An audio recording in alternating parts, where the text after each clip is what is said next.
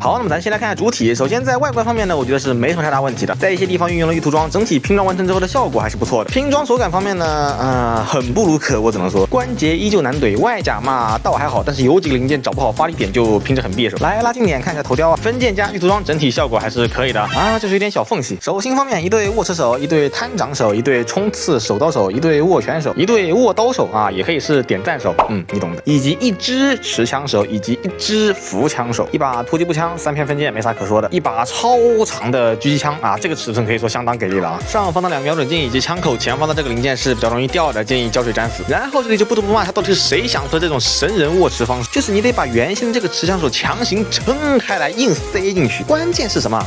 拿不穩。而且這個手型一旦被撐開以後，再去握持突擊步槍就會變得很鬆了。瞄準鏡下方的蓋板可以進行展開，下方的黑色把手也可以進行前後滑動，附帶一個超級大的盾牌，這個長度幾乎就是2個本體，與主體的連接呢，就是靠這麼一個小小的卡扣啊，直接插上去就好。但問題來了，就是插不穩，很鬆，幾乎是沒什麼阻尼感的，晃一晃就掉了。而且不光與主體的連接很鬆，這個連接件本身也不是很緊，就有時候會出現這種情況。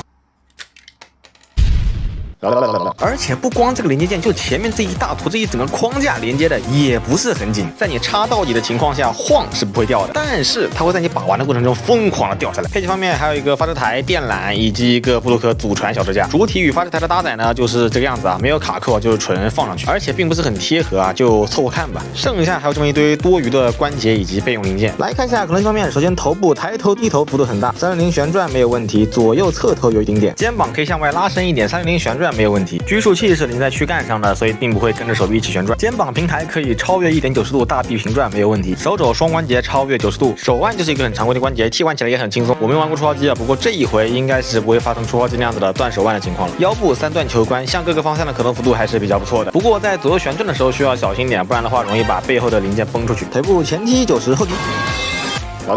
後踢90，側踢不到90，大腿根有着一段平轉，屈膝雙段關節180度貼合，腳腕上下左右旋轉，左右接力都沒有任何的問題，腳尖有着一段單獨的可動，整體可動幅度還是不錯的。至於把玩手感方面呢，相比那個折磨人的配件來講，這個主體玩的倒是還可以，背部的超傳機構可以展開。